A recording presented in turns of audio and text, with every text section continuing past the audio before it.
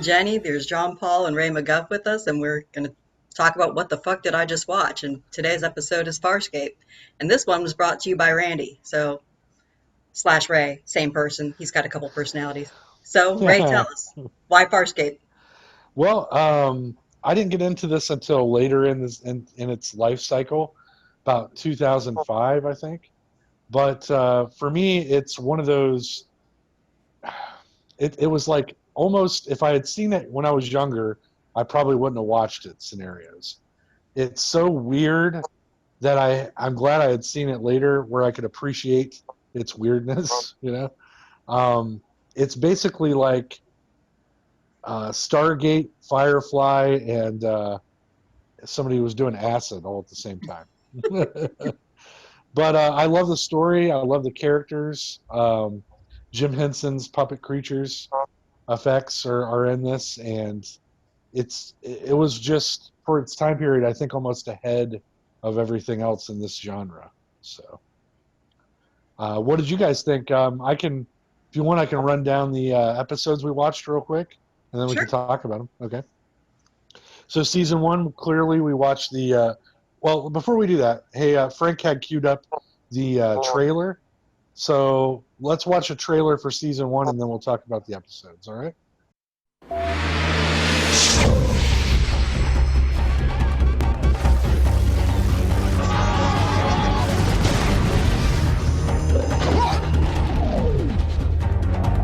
This is madness! What is the matter with you people? Soft, yes. Weak, no. I am in charge. Boy, was Spielberg ever wrong. Close Encounters my ass.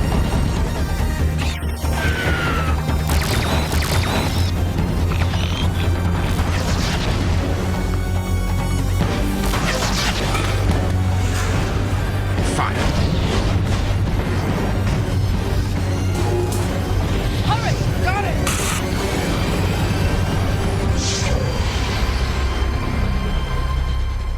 Ooh. I mean, it's the reason why it engaged me when it came out in the first place, and that's it's intense. It's very meta. I love the jokes. Spielberg was wrong on this one. Close Encounters my ass. Like those are my kind of jokes. Hi, Jean Paul. Hi. You get it. So, this show is just so much fun. Yeah. I do love it. You're new to it, right? You had never watched it. I haven't really. I mean, I think I caught a couple episodes, and I love Jim Henson and Brian Henson, his son, who took over. And I didn't realize how much of Brian Henson's touch is really in this show until I really delved down and started watching it. Just because Jim Henson was kind of straightforward when it came to his puppetry. Brian Henson is bonkers, off the wall, loves as much zany stuff as he could possibly throw in. I mean, I think James Gunn has quoted as saying that Brian Henson is his god. And if you look at stuff that James Gunn has done, it makes total sense. Yeah, for sure. Like the puppets played by, I think it's Anthony Simcoe, right? Yeah. That's Dargo. Oh, is that Dargo? Yeah. I think you're thinking of Rigel. I forgot that guy's name, but yeah. if you ever look at the actor, he looks surprisingly similar to Rigel. It's kind of creepy. Right, and like his character is a farting, gaseous mess, And a pervert.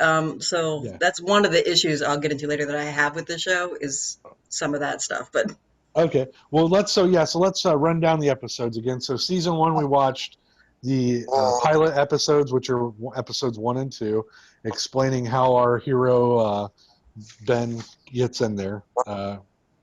Ben Brower, John, how he gets into this version of the galaxy. Then we watched episode 20, The Hidden Memory of season 1. And then we skipped to season 2, which we watched episodes 19 through 21, Liars, Guns, and Money. and episode 22 of season 2, Die Me Dichotomy. Season 3, we watched Revenging Angel, episode 16, which is just one of my personal favorites. And season 4, we watched the finale, episodes 20 through 22, We're Screwed and Bad Timing. So I know Jean-Paul watched a lot more than that. Actually, I watched a few more myself. Jenny, Me you too. may have too. Yeah. But in the spirit of the show, I was trying to find 6 or 8 episodes that really would, if it's somebody that was a newcomer, would give you an idea of the overall arc of the show, and those are the ones I picked. What'd you guys think? I thought for that was an excellent pick. You could have watched those and had an all encompassing idea of what was going on in the series in general. And Right. if you did watch them, you wanted to go see what happened in between. So Yeah, because there are new characters that get introduced.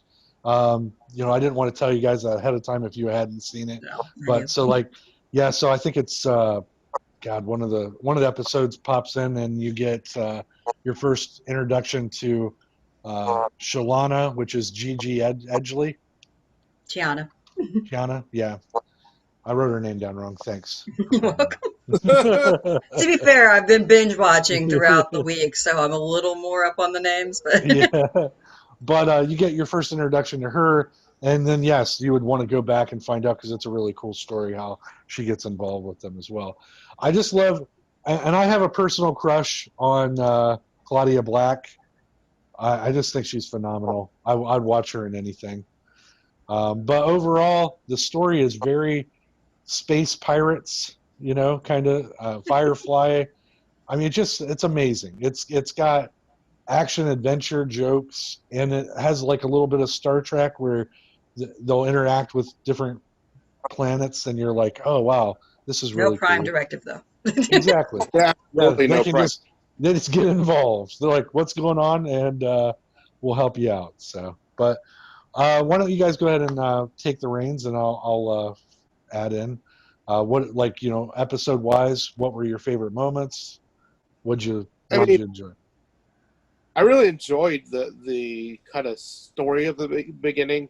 How it starts off, you're on Earth, and it's just a project to see how far they can get with this spacecraft called the Farscape, and then I don't know, as it unravels, because like I said, I kind of did start watching a lot of episodes Right.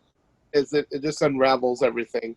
I really enjoyed how it just kind of played off each other, and I mean it's true storytelling, especially how characters, you get introduced to a character and you think he's going to be a throwaway, he or she are going to be throwaway characters, and they're not. And that's what I Right. really loved about it, is they really took their time developing characters, and then just the zany jokiness of it as it got further and crazier, especially with Harvey, Yeah. which I imagine is taking a place off the Jimmy Stewart movie, Yeah, exactly what it was from. Harvey. He even kind of Yeah. references it. If you're an imaginary character in my head, then your name's Harvey. So Right. yeah. Yeah, so I really enjoyed kind of like that, and I mean, there's an episode that I watched that I know we didn't do as a part of our assignment that I really enjoyed, was when they all kind of switched bodies with each other, which Oh God, yeah. I mean, I think a lot of like 80s sci-fi did that, and like even some cartoons that I Well, even were in the watching Scooby Doo growing. movie. Yeah. Yeah, one of those things, and it's just they do, and like you said, pervertedness that there is. They do every kind of cliche that they do. A guy goes into a girl's body, and of course he's going to be like, check myself out, and shit like that. That it's just like, okay, very like sarcastic humor and like farce Right. that they did. That I enjoyed the silliness of all. It reminds me a lot of the first Guardian of the Galaxy movie with the kind of like references to other things. I mean, especially the main guy. He is kind of like Star-Lord. Yeah. And he goes a little Except for further. this comes back. This is before then, so you'd have to say Star Lord is a lot like Ben Browder's character John Crichton. Yeah, Right, that's but true. Yeah. book of Guardians has been around forever. So Well, the comic I book, think yeah, absolutely. Yeah, and he So was a that's, lot like the comic book. yeah. So. But that's kind of like I said, Brian Henson is so cool. Like I love the craziness of these creatures. What did you guys think of? This was my first experience ever with the concept of a living ship. Like I that was what blew me away the first time they started describing this. The ship has feelings and it gives birth at one point to another ship. I mean, I had never even entertained an idea like that in my head until I saw this series. What I did you had guys think of run that? across other ones like that. Really? I kind of feel like Lex had a living ship. It wasn't as intense as Moya, but there's some other random stuff that I've watched through the ages of comic books I've read. I can't really remember offhand. So it wasn't a new concept, but they took it deeper, especially with the Right. symbiotic relationship with the pilot. But what I liked about the series in general, and the episodes you put, is they really show the characters' arcs. Like every one of those characters becomes something more than what they start out as. Right. And you see some of them develop faster than you think, and others slower than you think. Um, like I find it really funny that Claudia Black playing Aaron Soon, the Sebastian, which is basically a Nazi, is what it's kind of. Right. They're very much genetically pure. They don't believe in mingling of the races, that kind of thing, or species, however you want to look at it. And she quickly goes from that to like we have to work together, and we're going to work together, and she just is like quickly out of it. And I think it's one, realistic because she's a soldier, and that's very pragmatic, and two, just an amazing arc because even if you are pragmatic and you're ingrained with that kind of programming, it's a little hard to overcome. So I Right. thought that was an impressive character arc for how quick it went. And that her watching closely how these guys cared about each other kind of got her over that. You know what I mean? Hmm. Like she was like Learning. or completely different, and yet they seem to care about helping each other. And then that how Crichton was constantly selflessly, throwing himself out there for him. She was like, "Why do you do this?" And he And was like, yeah, it's the right thing to do. Yeah. right, Where I had an issue, it's not so much that perversion in general. It was, at first when you start, you have two female characters, right? And you have them not being objectified. It's interesting because, there's Claudia, the soldier person. She's not being like, hey, look, I have tits or anything. She's just a soldier. She's just normal. Whether or not there's attractions to her, it's not objectified. You have right. Virginia Hay playing Zahn, and who's a very sexual and sensual creature. But again, you're not seeing her being objectified or groped at or thrown into awkward situations, right? But then you throw in Chiana, who's like supposed to be a 20-year-old, and suddenly she's nothing but a sex object. There's, tits Well, out, which wasn't she a sex worker like on her planet, if I remember she was right? a survivor. She did many different things. Okay, But that's not my issue, her being, liking sex or wanting sex or even trading sex. My issue was how she was treated on the ship. So right. suddenly, she's nothing but tits and ass. People are disregarding her. Rigel's character gropes her every chance he gets. Anytime one of the other male characters has an off moment, they're slamming her against a wall and grinding up against her. And you kind of see that consistently with any of the younger female characters that get thrown in there. And I'm like, can we just let her be as Can sexual as we she wants just without having it be an assault situation? can we just sexually assault a male guy or once in a while? I mean, that's a nice switch too. Yeah. Right. Like, I mean, things like I could even like the body switch scene that John Paul mentioned. Yeah. So there's John Crichton in Aaron Soon's body. So of course, shirt comes open, he's bouncing up and down to see what happens with the boobies and stuff. And part of me is like, well, I can't honestly promise that if I wasn't stuck into a dude's body that I wouldn't see if I could helicopter. So I don't know. Right. But it's, and at least he wasn't like groping himself and trying to masturbate. So I guess there was a limit there. But I mean, like I said, it's just like every time you just see Chiana get slammed against a wall, somebody grind up against her, and it's just like Rigel groping her and her having to constantly be like, hey, if you don't take your hand out of there now, I will break it off. And it Well, just space is tough, man. gets annoying as a woman watching that repeatedly. And, just which it And was disappointing with such a great start with the characters of Zahn and Aaron. it was a different time, man. That's always the excuse, though, isn't it? Yeah, I know. I mean, it was 2000 to 2004, so it wasn't like in the dark ages of the 80s or anything. 16 years ago, lots changed. True. Hopefully for We're better, better. but We're better people. and yet.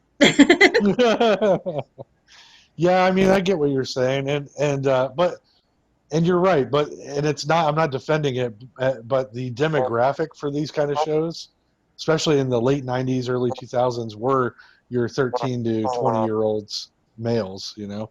So I get the writers on these shows were doing that kind of stuff. It's wrong. You're right, but it was not uncommon. No, Uh, but I mean that's kind of start what makes it scary. start So your right. demographic is 13 to 20-year-old males, and this is what they're I modeling their know. behavior off of. I don't know. Yeah, I don't know what you want me to do, but yeah, you're Fix right. it, Ray. Fix it. Just fix You're it. right. But Be a it better is. writer when you do your stuff. Oh no, I'm totally gonna have all kinds of stuff like that. Porkies, all that stuff. It's gonna be my writing is gonna be taking us back to the '80s. I learned it from right. That's And okay. I'll yeah, just kick you in the dick. It's I'm gonna start. I learned it from watching you productions. No, I'm just Yeah. kidding. We'll be better. But yeah, those are very good points. A lot deeper than what I was getting to. I was just getting into the nostalgia of rewatching it. But you're right. There are and I some ruined it for you. questionable things. Yeah. Thanks for bringing up all the sexual assault that I missed. I mean, well, John that's the Paul's over here perspective, right? clapping. Well, and then Yeah, this kick is their the other shirts funny off. thing. So in general, from like I'd say the 80s even onwards, you see a lot of the sci-fi and fantasy shows really talking about diversity and coming together. I mean, really just here's these different species. You can see all the likeness between them. You can see common goals. You can go. Um, but then you see the actual cast playing it, and you have actually no representation in the actors. Yeah, Like that's in true. this, they're all white with the exception, and really this is just being generous of Crace, who's Samoan of Samoan descent. Other than that, these people are all white. Well, Well, and they're covered up this though, is an most of them. Australian show. I mean, some of them have different skin tones and character. I mean, there's blue people and gray people, but Right. And what did you guys think of the overall antagonists, like the bad guys? Because I thought the very first bad guy we get he has a very good point. He has a true revenge story.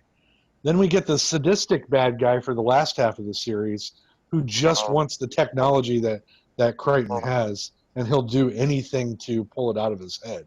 And he's almost like reveling in the fact that he gets to torture him to do it. What'd you guys think of him? so I thought it was interesting because Crace, although he had that revenge arc, you also see that it wasn't that simple. Like that, it wasn't just like he was this guy who was normally just carrying out his duties and being a good commander. He was actually just a jackass. You know what I mean? Right. And he got fixated on this revenge fantasy of killing Crichton until it became useful to not kill him and ally with him and then betray him in the end. Right. But I mean, when they have all these flashbacks of how Crace was, I mean, he killed his what was it, his second in command, so that Yeah. nobody would know he was recalled. They show a history of him, like what, killing the first pilot on Moya, Right. probably so Talon can be created, and just in general, you just see his history of just being like this. And that's why it's so off-putting when he comes back later when he's like, "I've renounced violence," and you're like, "Come on, dude, have you No, really?" Yeah, yeah. But but Scorpius, I thought was fascinating on so many levels because, yeah, he was obviously no issues with sadism. I don't know that he was oh, actually sadistic, but he was like, I'm going to do it and it's not going to bother me if it gets me what I No, he's want. 100% sadistic. 100% You know, sadistic. I kept I mean, you don't know that he really enjoyed it. He's just like, oh, if I don't have to do it, I won't. I I kept won't look for an wondering if excuse to do it, but if you're going to put me there, okay.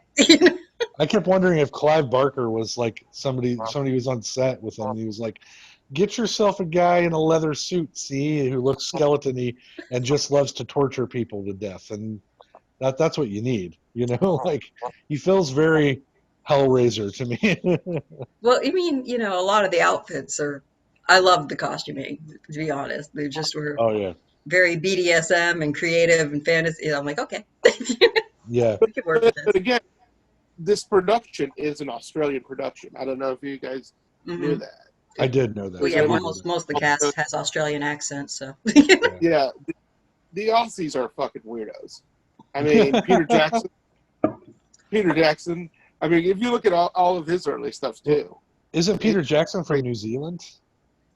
Okay, I'm sorry. Yeah. John Paul, are you going to say they all look alike? What? I believe he's a Kiwi. Yes. He's the key. Yeah, okay. You're right. So But wrong area. wrong. Yeah.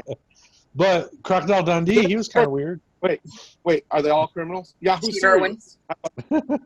Yahoo Serious. He was white. It's an Australian production. You know, I mean, I don't know a lot of Australia productions. Like, I was trying to rack my brain. I'm like, I don't know if anybody's touted that before something else I've watched. Like, made in Australia. I'm like, oh, cool. You know, like, great. Miss Drop Fisher's Dead Murder Fred. Mysteries, which I think are excellent, but I don't know that you guys have ever watched them. What is it? Miss Fisher's Murder Mysteries? Oh, no. Not from Not for me, thanks. You've never tried, but you might be surprised. But the finale, season 4 finale, what'd you guys think? Man, that was a harsh ending. Right? I had to watch the 2 movies because I was like, they can't really just end it there, can they? Yeah, they were going to. Because I was like, well, fuck that. I was like, wait, this show cannot end this way. And then it's like, oh wait, there's 2 movies. Okay, Right. I feel better. But again, you know, after doing research, it did get canceled, and that's Yes. how it ended. Really. And then they, you know, I guess, you know, people wanted a proper ending, and they did the Scooby-Doo happy ending. You know, by doing the movie. To be fair, though, I mean, they did do a Scooby-Doo happy ending, but they made you suffer to get there, you know? Oh God, yes. But Yeah. but the whole concept of the finale was really interesting. Like, you know, basically all the sacrifices the entire crew made, you know, the fact that, you know, John was like willing to give up ever being able to contact Earth again to save it, and Right. you know, it was very intense. I mean, Pilot even risked his life and Moya's life, so to make it happen. Yeah, they were all on board with that plan. By the end, they all trusted each other 100%. So, They're like, yep, we're gonna do this. what's that? I said, yep. They were like, yep, we're gonna do this. This is the plan. We can do it. Yep. And and really, it exemplified the huge arc that Rigel's character took, because, you know, he really, and it was him. He was a slow builder. You know, he was consistently an obnoxious creature for, I'd say, a good 3.5 seasons. You know. Yeah, he was pretty scummy up until I liked him a lot in Liars, Guns, and Money. See the season 2 ender, because he goes to go get those guys, and he cuts that dude's head off, and he's like holding it on a scepter and stuff, you know. Yeah, but that was his own vengeance there. Right, but I loved it because it was like finally he's went from being this little like, oh, I'm scared of everything to, I will fucking kill you, put your head on a pike if you don't help us, you know. Well, that was more like, I can buy the people behind you, and I'm going to do it, and I'm going to cut your head off and put it on a pike. Yeah. So I love that he had a power arc.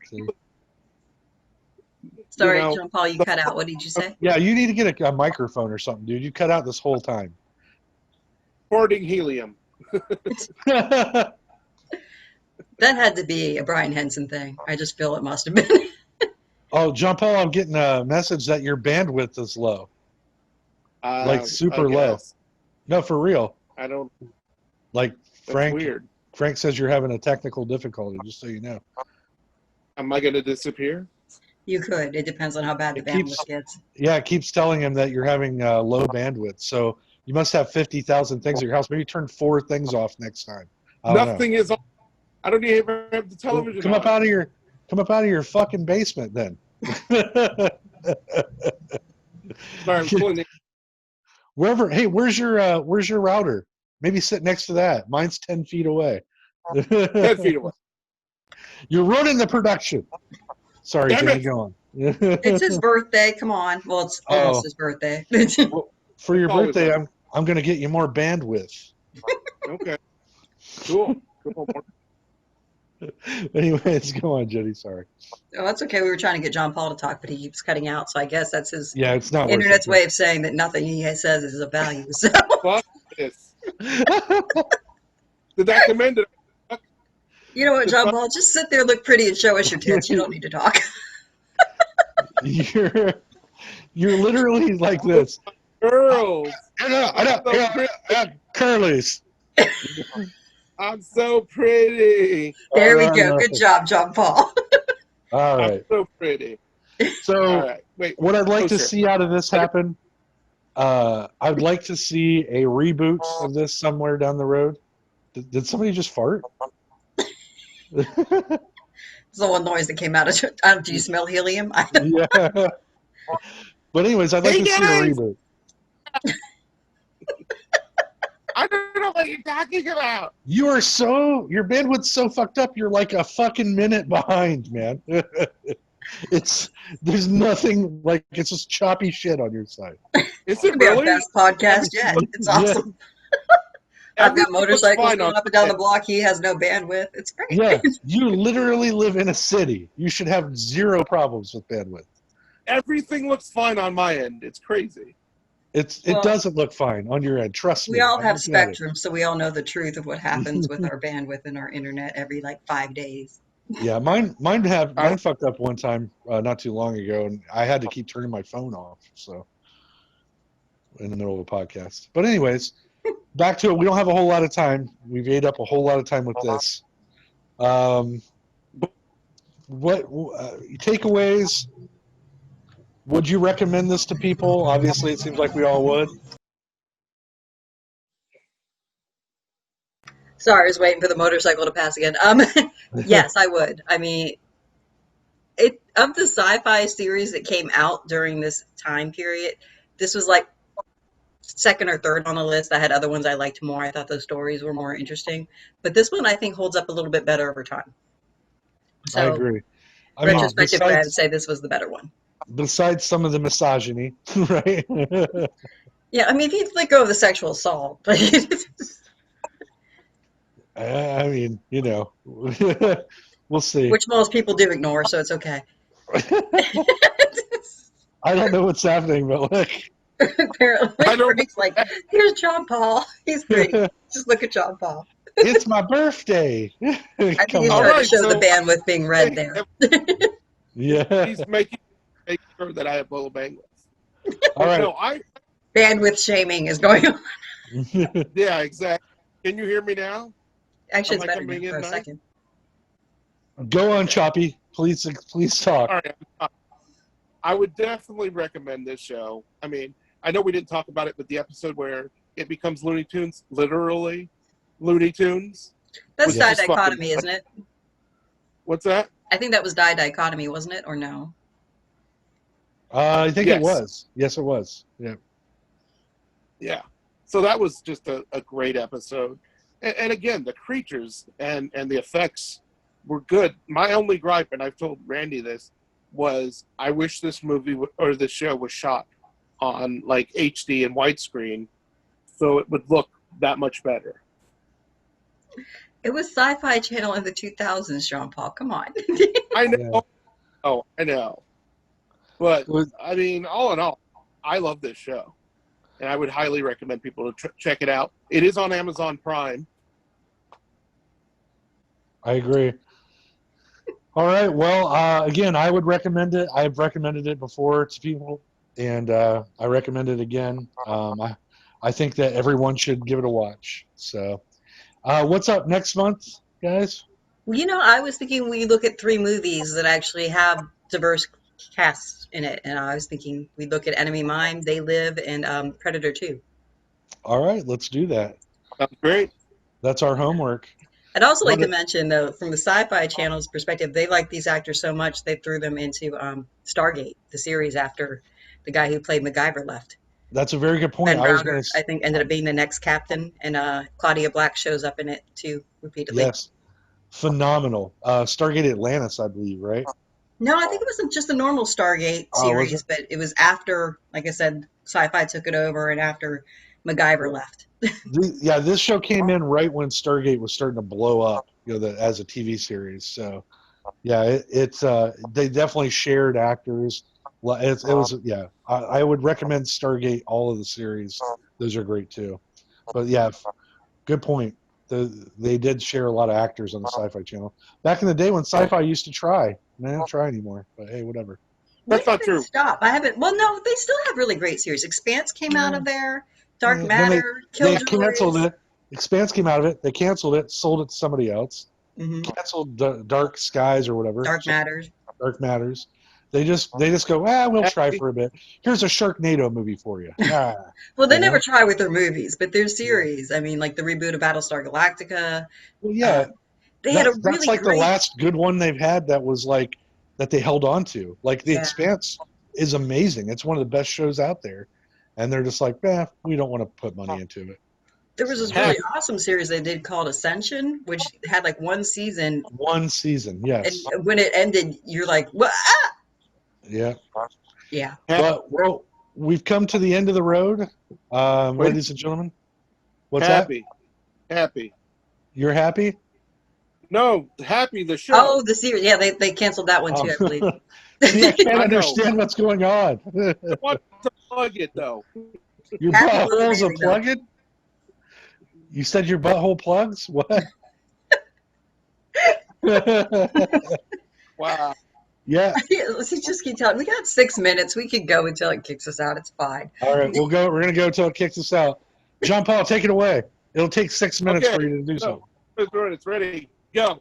All right, so let's see how bad my band's with If I talk really fast, go. Yeah, it's awful. 1999. So I'm seeing 1999 right now. Like all I got was real fast, go. Yeah. So I don't know if there was a point to that or if you were just trying to see No, what there happened. really wasn't. There was no point to that. That is that your mantra? Real fast, go. Shabam. Now we know why Kate looks disappointed sometimes. No, I'm kidding. Yeah. Oh. I was hoping Jenny would pick up what I was laying down. You knew. Real fast, go. And, hey, pointless podcast number 3. But we still got about 5 minutes, so we're good. Well, in that 5 minutes, we'll talk real quick. I watched because I know everybody watched other episodes that we didn't say were on there. I watched an episode where, our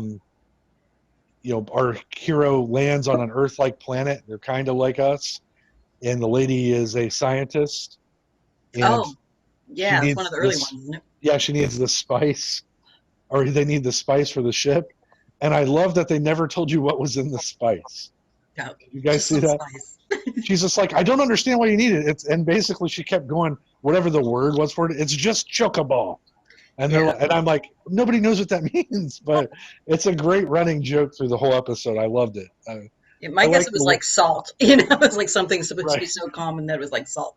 Right. Fuck. It's like, you just need chocobo. It's a whole bag of it here. I don't know. It was really funny. So, out of all of the ones you watched, did you guys have any that you saw that had a funny one-liner like that? Several, but now, of course, when put on the spot, I mind blank as usual. Right. What about you, Choppy? Oh, I like the episode when they end up in Florida. The cesspool in Florida. Nice. And all they steal a cop car, all kinds of craziness. All right. Is that too choppy? No, it was all right, but I was like, I'm pretty sure I missed some dialogue. But, I got man. Florida cop car.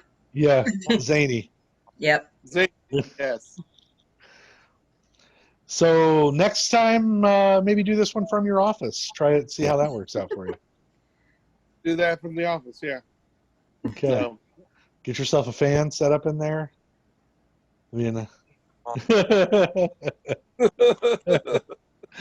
All right.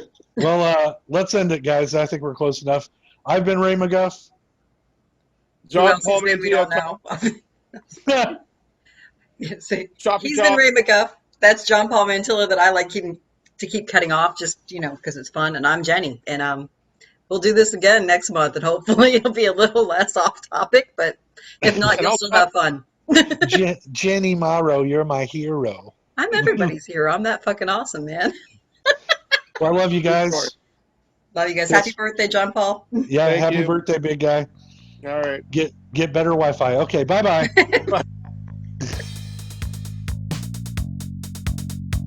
Thank you for choosing ZTOTV Podcasts. What's new on the channel? Why not check out the latest episode of the Takeover Podcast featuring Jenny and Ray from What the Fuck Did I Just Watch? Jenny, Ray, and Frank talk about intergender relations, bad dates, and wind up talking about the rural Black Lives Matter movement.